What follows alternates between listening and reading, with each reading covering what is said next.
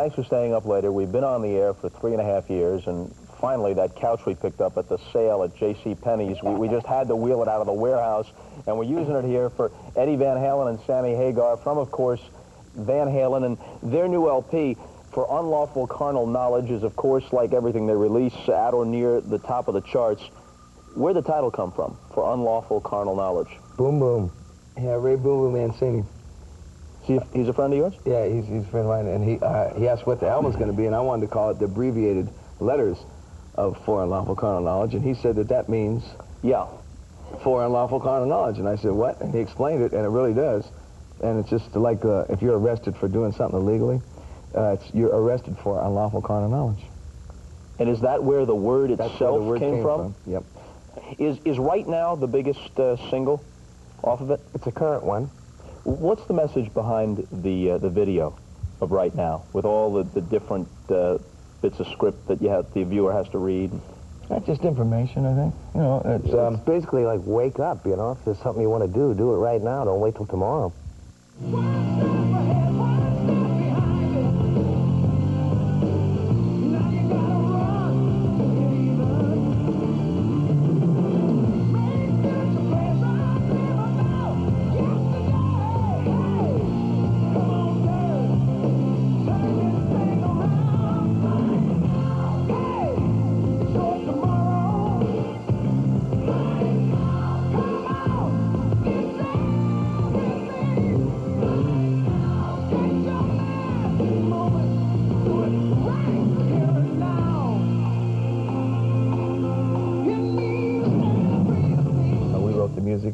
And the song, and then the director, he wrote his interpretation of what we were trying to say. And I think it's just like a double message in one song. How does it break down? Do you write almost all of Van Halen's songs, and you write virtually all the lyrics? Yeah, pretty much. Yeah. Alex and Michael don't get involved except they get involved button heads. Oh yeah. Everything we do is pretty much a band effort, you know. But since I'm the guitarist, I tend to write a lot of music. And, so just kind of take it from there. Eddie will play me. We kind of have an idea, you know. I'll hear the song, I'll hear the music, and I'll say, well, that should be called this or that. And I'll start writing the lyrics, and they start pounding out the music, and everybody kicks in quite a bit. A lot of the songs, like a song like Pleasure Dome, for those who know the album, that's like Alex's song in a way. I mean, yeah, it's like I had like 5 little bits and pieces of music, and he kind of like steered me in the direction of how to arrange it. When it comes to categories, they're always going to, for shorthand, put Van Halen in the heavy metal category. Is that inaccurate? I think we're just a from the heart rock and roll band, you know. We always try to pigeonhole you know. Now that there's speed metal and trash metal and all that, it's not quite so humiliating. Yeah. I got stupid there. But you know what I mean? It's like, you don't mind it as much. When that was like this outrageous, unthought of music, just trash, you know, what they call trash metal now, which I think is great, but I'm saying, but when heavy metal was considered like the unmusic thing, right, it was an insult, because this band is very musical. It's probably one of the most musical rock bands around, I think, you know. The most musical band I've ever been in. Same here. Isn't it the only band you've ever been in? When people talk heavy metal, to a lot of people, it means just what you said, Sammy, unmusic. Yeah. It means stuff where the lyrics are impossible to distinguish, and even if you could, wouldn't matter. And it's just about headbanging music. Yeah. Yeah. Well, it is that too. Well, it's funny though. It's like Led Zeppelin. You know, they call them heavy metal. Half their music was acoustic. Yeah. But they're a good example of what we're saying about this band. You know, they were really musical. I mean, these guys were incredible musicians, accomplished musicians. That's like this band.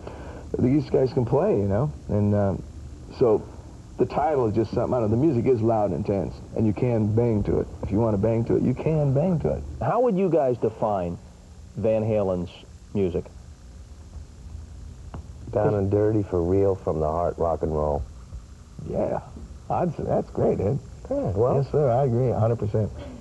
I mean, a lot of people think that we're very calculated, you know, but we're really not. We're the kings of wing it, you know. Everything we do, we wing. We're going with no idea. Everything from doing a recording, a record, writing a song, to our stage show, which really isn't a show. We just get out there and blow. Yeah, we just put the songs together, and then the show kind of happens from that, you know. Are you guys a party band? Is that fair to say? Yeah, we're fun. I yeah. would say that. I mean, You'll definitely walk out with a smile on your face, but I think there's more to it than that. there's more depth. You know? I mean, we work hard on the music and, you know, the songs. See, to me, your songs are relatively distinct.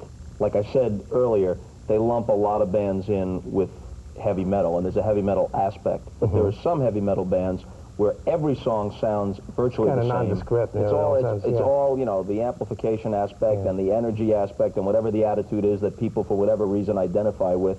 But here, I mean, you can make a list of several songs, and the differences between them are apparent to your fans. I like to consider ourselves, you know, slightly unique. I think even if you play one of our records from beginning to end, there's a pretty diverse, you know, group of tunes on the record itself. Yeah, especially on For Unlawful Carnage. I mean, it's real diversified. I mean, they sound, you record them in the same place by the same people who are playing, so there's a sound element that is pretty consistent, but the arrangements of the tunes and the tempos and the, I think this band's real versatile. I mean, I played with a lot of people, and when I came down and joined this band, I heard these guys playing 7 years ago. I freaked out. I mean, I knew the band, obviously, on record and stuff, but when we sat in a room together and inspired each other and felt this chemistry between the four of us that we have, it was, like, unbelievable. I said, I couldn't believe that these guys could play like this. It was the most powerful thing. You know, this is a band that fill up 20,000 seats. We can fill up the stadium, you know, in a room about as big as this stage here. It's nothing to do with volume. It's to do with energy level that happens. It was, like, kicking. And I was real impressed, and still am.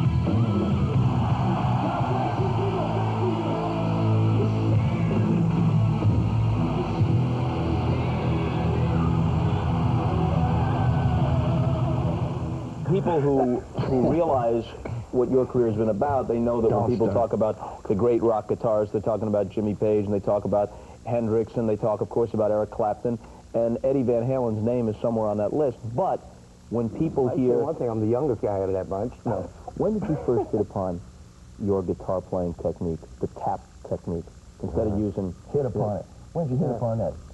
Boy, there you go. Yeah, it was probably around 74, 75. And I used to, like, when we used to play the local clubs, my brother told me, turn around, don't let them see how you're doing it.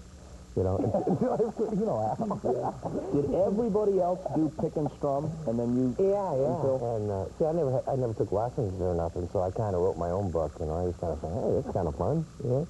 And, yeah, I used to turn around, you know, when I did my guitar solo, because there were other cats out there that were already signed, you know, had record deals, and they were trying to figure out how I was doing it, you know. So Al said, wait till we get a record out, and they'll know you did it, you know.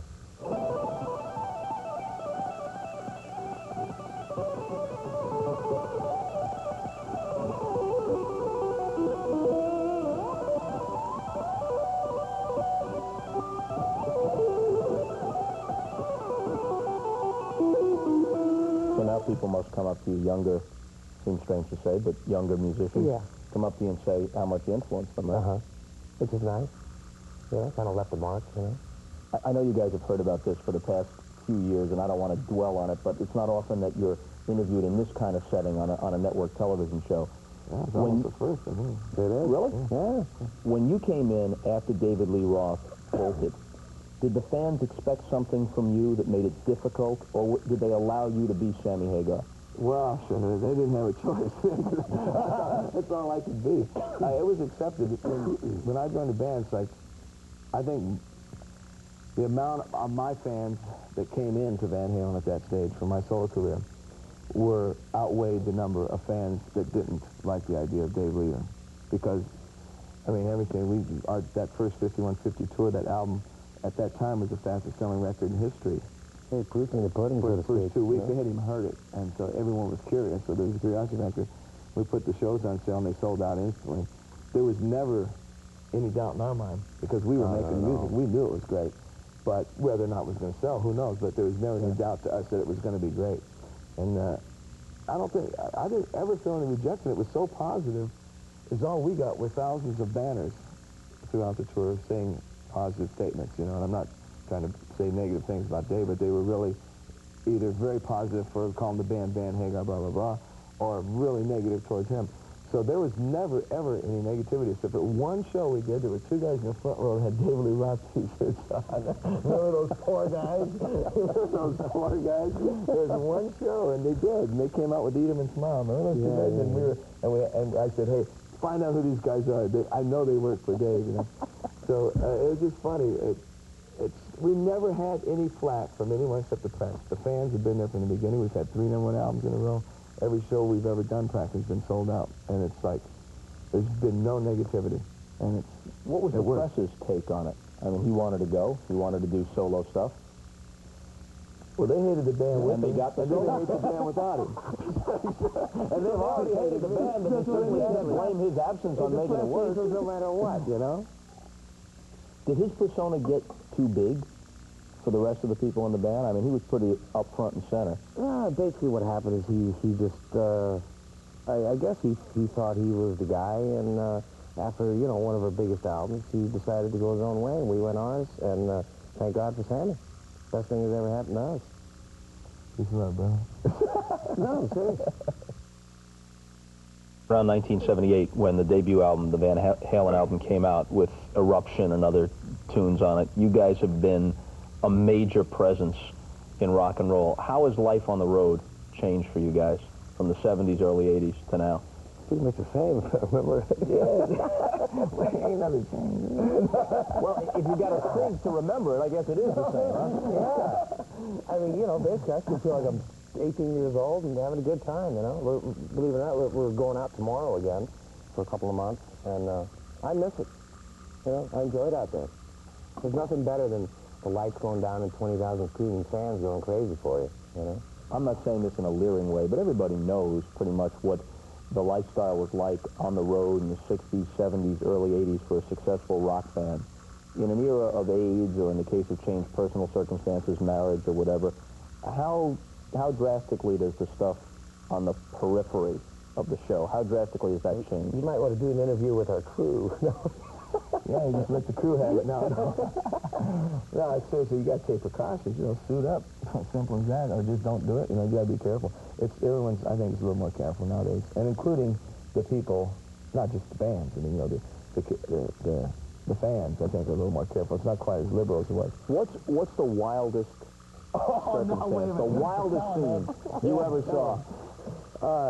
Well, one of the craziest nights I ever had was when our first album in '78 went gold or platinum, and we were in Madison, Wisconsin, and we were opening for a band called Journey, and we destroyed the whole 7th floor of the Sheraton Inn.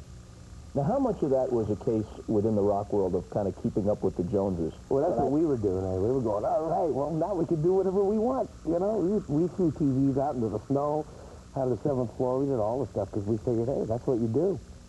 Was there ever anybody to say, hey, don't do this? Oh, yeah, the cops came. The accountants, the hotel manager. But I would guess, though, that pretty much they indulge that behavior if you're selling out shows and you're making records that go platinum, right? They're not going to come down on you too hard. You pretty much let you do what you want as long as you don't hurt anybody. You know? As long as you pay for it. You can't do anything you want. That's a strange phenomenon in this business, is that what success brings you, and fame and fortune, all that. You can really, in the world out there, when you're out on tour in rock, you can do anything you want. I mean, I swear, you can get away with anything. I mean, you can't kill someone, but I mean, you can have anything you want. You can do anything you want. You want, you know, the helicopter to come and land on top of the roof, or somebody to put it together. It's not like being a politician. No. It's kind of like having so much freedom. It's like, okay, let's see how far you're going to push this. You know, and that's part of the burnout factor too. How scary is that? It's scary? Sure, it's scary, because it's when you find yourself doing it. Because, you know, I always try to keep a level head, you know, and then all of a sudden I find, you know, I start looking at my bills and, wow, I mean, you know, I did that jet, I did this, I did that. You know, you just start doing stupid things that you don't really have to do. And sometimes the things like that, you get mad one night and say, okay, let's bust the TV up or something, you know. You can get away with it. You know, people protect you, you know, this little world around you and everything. It's all, and I think that's dangerous. I mean, it's dangerous for some people.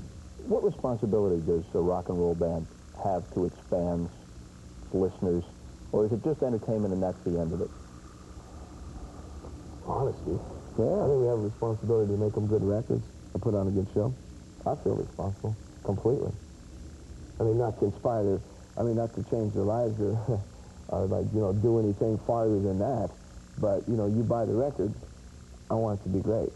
If you're going to come see the show, I want it to be great. And the whole band feels that way. Oh, yeah. This band is real conscientious. What if somebody says, you know, you've been around for a while, you're married, you have at least one child, right? Mm-hmm. That's it, one kid? Yeah. Okay. And Nobody knows that. You have How many you got? No. and you have friends who have children, and they say, you know, wait a minute, still love the music, but I'm not so sure if I'd want one of my kids, one of my daughters, when she's 14, 15 years old, to be one of those screaming kids at the stage door. There's some validity in that? I don't know. Yeah, man, you better answer this one, Ed. Well, thank God I got a little boy, not a little girl. I wouldn't want my daughter backstage or nothing, but I'll be honest, that's okay. Personally. If she hangs out with the band, it's cool. Just don't call on the crew bus. Yeah, the crew bus. Do you think the images, and by answering this question doesn't mean it's my opinion, but you know those questions are out there, the images of women in rock and roll, a lot of people view as, you know, they're objects. No, man, it's like not in this band. I don't know. I don't know. That's a tough subject. I think of women as just being the opposite sex, being just a balance to man, you know, yin and yang thing. I don't have any.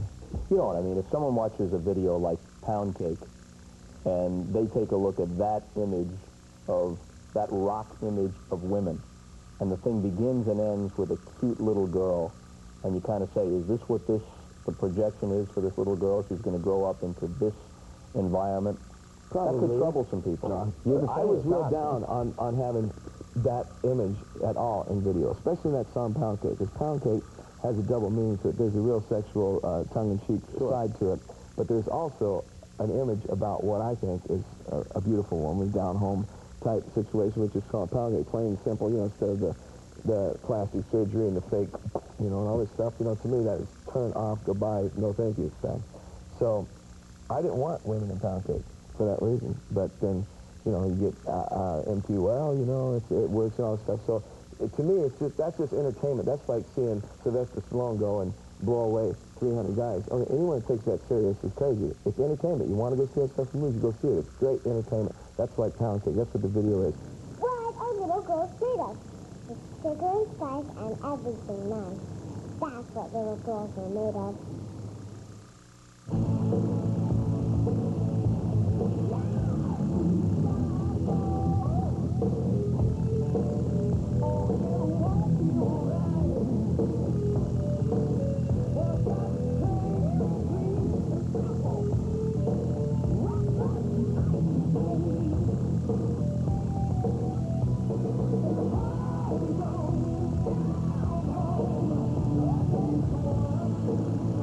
Some people like to look at women like that, and women that like to dress like that and do those videos and make money for doing it, hey, they're happy. They got a gig. You know, it's no different. Look what we do on stage. You know, it's kind of the same thing. You know, we could be crying, saying, hey, you know, we're being made, you know, sex objects up there, you know. But, you know. And against your will. Making kicking and screaming up there.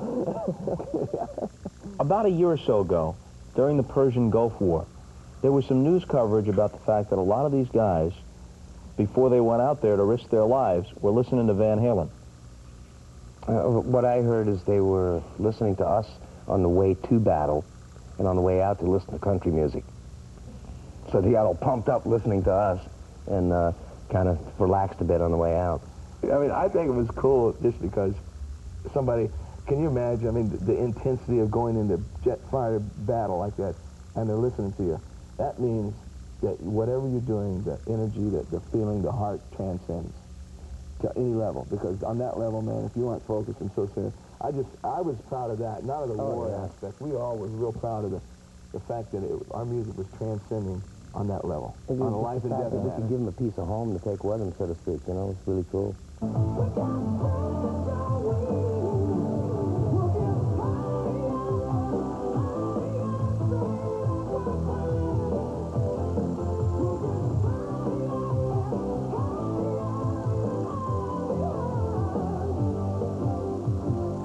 This is Van Halen's latest CD for Unlawful Carnal Knowledge. They won a Grammy for it, an American Music Award for Favorite Heavy Metal Band, part of a continuing string of success. For the 4 members, 2 of whom were with us tonight, Sammy Hagar and Eddie Van Halen. Thanks a lot. That was relatively painless, right? Yeah. It was great. Thank you, Bob. Just say see you later, and we're out of here. First time for us, Bob. We're going to get good at this.